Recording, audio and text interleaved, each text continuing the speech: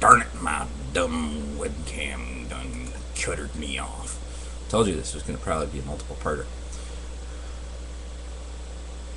Okay, continuing. But there are two ways out of this. You can claim that evolution is the designer, or you can claim that moral experience is an illusion. Now, in this video, I'm going to... No. No, no, no, no, no, no, no, no, no, no, no, no, no, no, no, no, no, no, no, no! What were you saying? No, I'm just teasing. Yeah, you can claim that evolution was designer. No, well...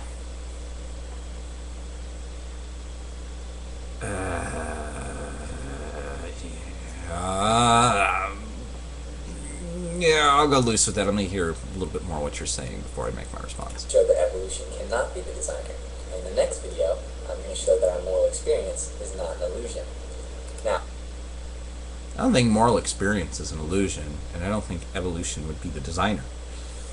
You see, when you look at it like that, it's almost like it was a conscious state with a specific function in mind. It had its own purpose and goal. And I don't buy into that, you see, because it's ever-changing based on the needs of the organism and how its environment is ever-changing. And that's something else that I don't think you guys took into account, is that it is ever-changing so that the species will be able to better function in the ever-changing environments. See, those two go hand in hand. An organism may slow down in its evolution because it hasn't needed to change much of anything. Take sharks, for example, haven't evolved much in the past several million years. It hasn't needed to. As far as natural selection goes, there hasn't been anything that's been brought along that benefits it more than stuff it's already had. So there was no reason for. Just one example. Anyway, continuing. evolution cannot be the designer because evolution is an evil lie from Satan. Alright, just kidding. But here's my real argument. Alright. Evolution is more like the rock analogy than the scissors example. No. At best, evolution could create a rock which happens to look and function like scissors. But it No. Alright, check it out. The only way evolution, and again, you're comparing biomechanical organisms with inanimate objects. They don't reproduce. And that's where I think a lot of religious folk have a problem with this. I see it a lot with things like, well, take a bridge for example, take this for example. The only way to properly make analogies with living biological organisms evolving is when we're talking about other living biological organisms that also will continue to adapt to their ever-changing environment. Now, I'm not talking ever-changing to where we're having a drastic, but there are some places that are very drastic, weather changes and what have you from day to day. And we're talking about over the span of a long time. We're talking about going into ice ages, coming out of ice ages, and so on. Some plants get more acidic or toxic, things like that. Just to name just a few, but we're not talking about this kind of thing happening right away. would still have no intended purpose or goal for its existence. Oh, sorry. Back to your scissors. A rock evolution changing into scissors. If I was to accept that analogy, you really need to take into account what was it that led into that. What natural selection was pulled into play for it to go into being like a scissor and be able to function like a scissor. And again, you're taking something that was already pre-existing and saying that another thing, this rock, morphed over a period of time into those. Now, before I prove that, I should admit that evolution could create the illusion of a goal. But that's a point for the next video. Alright, No, evolution does have a goal. Not an illusion. The goal is survival. It's a very real goal. There's no illusion there. so here's an example. Let's say there are a bunch of small rocks in a fast-moving stream. The stream will provide selective pressure on the rocks. Those better suited to not get carried away by the current will remain. Eventually, the rocks that remain will become worn down and smooth, becoming efficient at not getting carried away. They are not designed with the goal of not...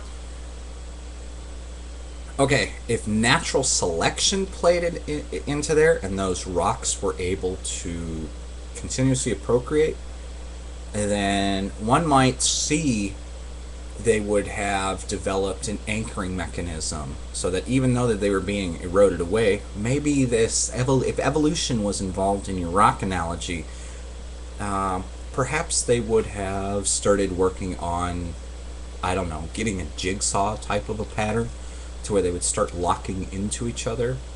What you're actually pointing out, and you're not even realizing you're making a point for, is their failure to adapt to being able to fight against that is actually example as to how a species can completely die out if it fails to or stops adapting to its environment. So your analogies, you keep screwing up with that. You keep taking inanimate and comparing it to biological. not being carried away by the current. Remember, without a goal, you cannot derive an ought from an is. It merely is the case that they are really good at not getting carried away. So now let's look at evolution and natural selection. So let's say that there's a species of animal in the proverbial stream of life. Now life provides selective pressures on the species, and those that are best suited to the environment remain. Eventually. Okay, do you see what you guys just did?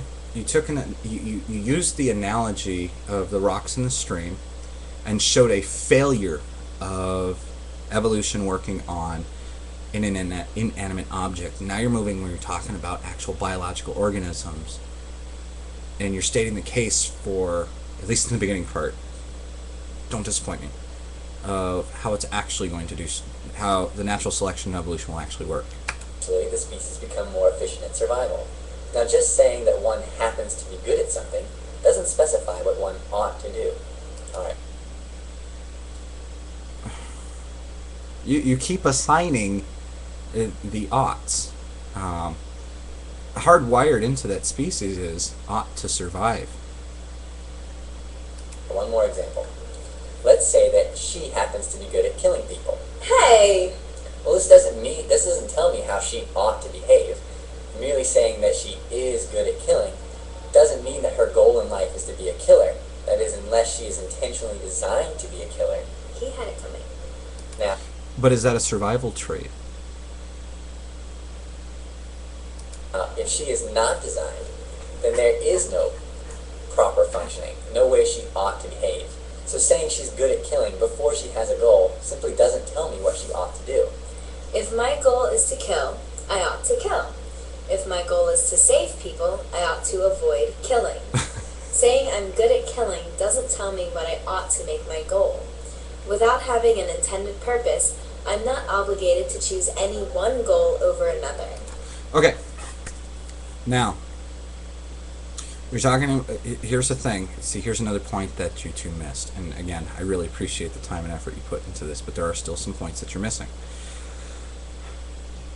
You're talking about individual behavior of a being that is capable of rational thought and making a direct comparison to how the mechanisms of evolution work. You can't do that. Evolution doesn't think. That's not how natural selection works. Natural selection is not a small group of engineers inside of an organism going, okay, this is happening, maybe we should fix it this way. This changes over time. And I can see, speaking of time, that I'm about to have to go into a third freaking video. Alright, I'll be back in just